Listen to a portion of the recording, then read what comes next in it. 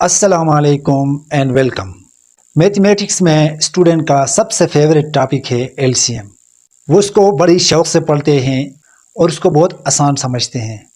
LCM मालूम करना सिर्फ स्टूडेंट के लिए ही ज़रूरी नहीं, बल्कि ये डेली लाइफ में सबसे ज़्यादा इस्तेमाल होने वाला टॉपिक है।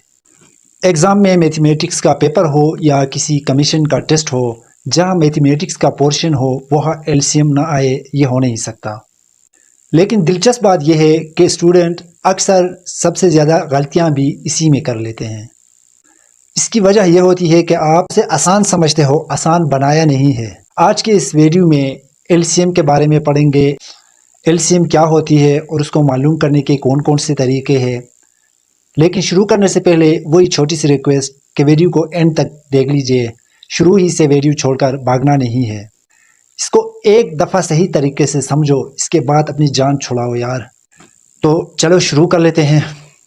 लीस्ट कॉमन मल्टीपल या एलसीएम का मतलब ये है कि दो या दो से ज़्यादा नंबर्स का एलसीएम वो छोटा नंबर होता है जो सबका मल्टीपल होता है। यानी वो छोटा नंबर जो सबका मल्टीपल होता है उसको एलसीएम कहा जाता है। इसको एक एग्जांपल से हम समझने की कोशिश करेंगे। फ़र्ज़ करें हमने 12 और 16 का एलसीएम मालूम करना है, यानी 12 और 16 में वो कौन सा छोटा से छोटा नंबर है जो दोनों का मल्टीपल है। इसको हल करने के तीन तरीके हैं, यह आप पहले से जानते हैं। पहला तरीका है लीस्टिंग मेथड।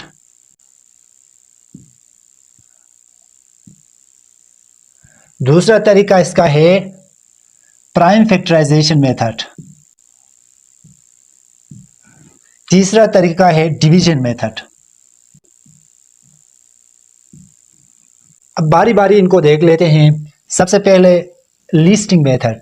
इस मेथड में हम दोनों नंबर्स के मल्टीपल्स लिखेंगे, यानी 12 और 16 के हमने मल्टीपल्स लिखना है।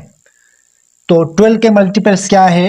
12, 24, 36, 48, इस तरह आगे जाएंगे।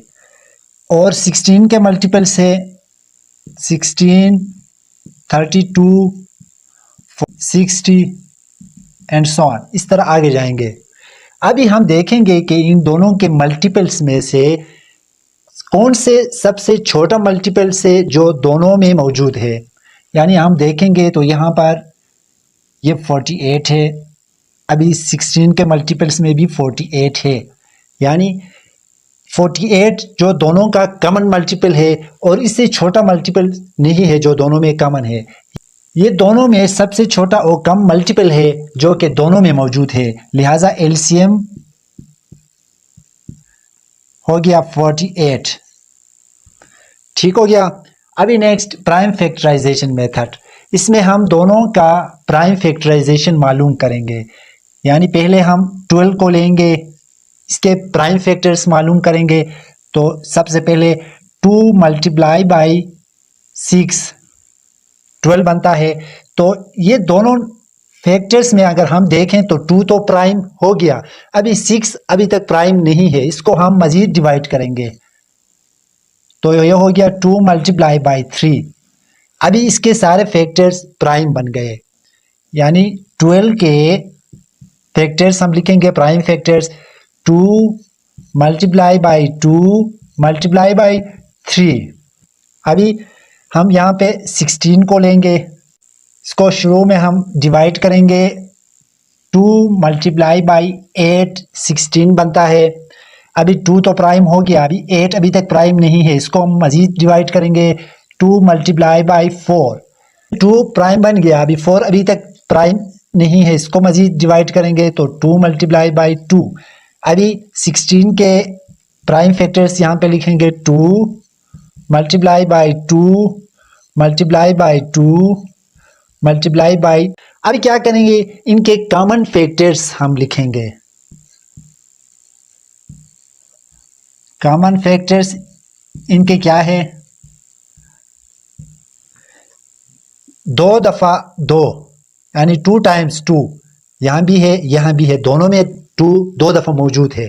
तो इनको लेंगे 2 मल्टीप्लाई बाई 2। सिर्फ ये दो यहाँ पे, दो यहाँ पे, ये कॉमन है और बाकी कॉमन। 2 2s are 4। अभी अनकॉमन जो कि दोनों में कॉमन नहीं है, उनके अपने अपने अलग अलग हैं, वो क्या है? वो क्या है?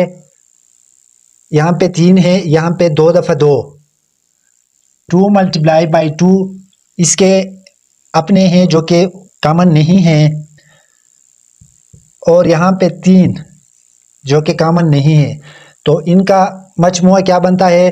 2 2s आर 4, 4 3s आर 12। अभी इनका एलसीएम क्या होगा? तो एलसीएम होगा प्रोडक्ट ऑफ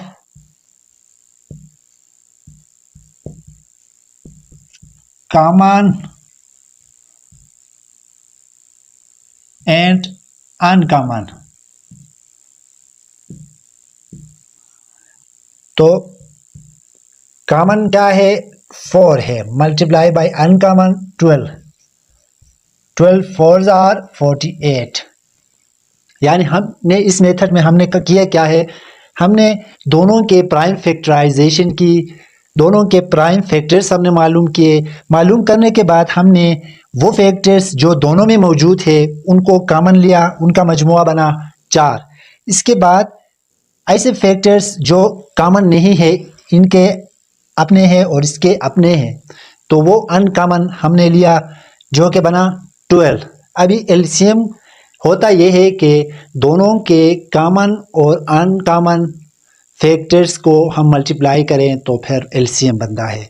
तो कॉमन फैक्टर 4 बने, अनकॉमन फैक्टर 12 थे, इनको हमने मल्टीप्लाई किया तो ये 48 हो गया। यानी 2 तरीकों से हमने मालूम किया। तीसरा तरीका कौन सा है? Division method.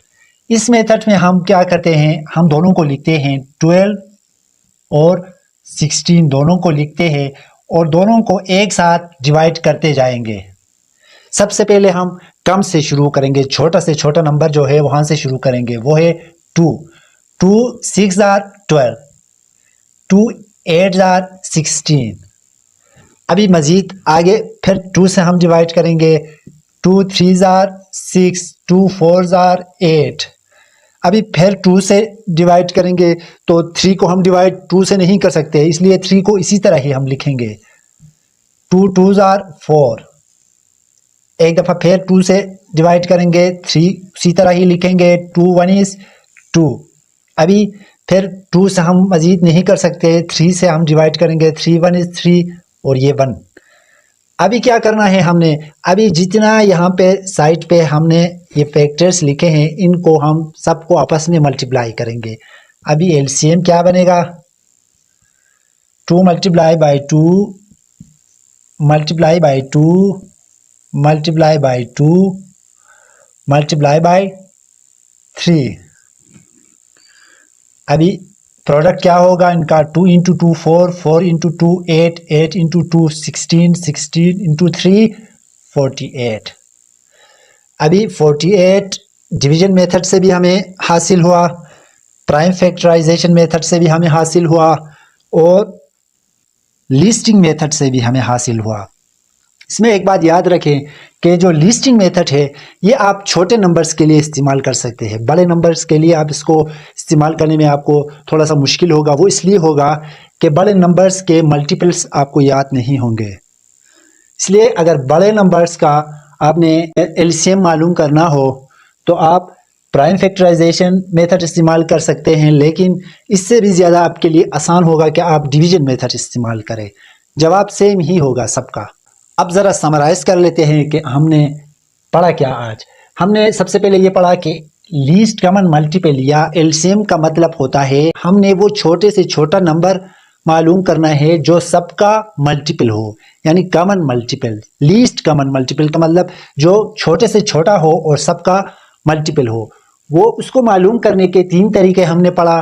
लिस्टिंग मेथड में हम क्या करते हैं कि इनके मल्टीपल्स लिखते हैं, जिनका हमने एलसीएम मालूम करना है उनके मल्टीपल्स लिखते हैं। मल्टीपल्स लिखने के बाद यानी सबसे छोटा कॉमन नंबर हमने लिया जो कि 48 है इसका। इसके बाद दूसरा मेथड हमने पढ़ा वो प्राइम फैक्टराइजेशन मेथड है। इसमें हम दोनों नंबर्स के प्राइम फैक्टर्स मालूम कर लेते हैं। मालूम करने के बाद जो दोनों नंबर्स के फैक्टर्स में से कॉमन फैक्टर्स हमने पहले लिखा और उनका प्रोडक्ट हमने मालूम किया। इसके बाद अनकॉमन फैक्टर्स जो कि दोनों में कॉमन नहीं है, इनका हमने प्रोडक्ट मालूम कर लिया।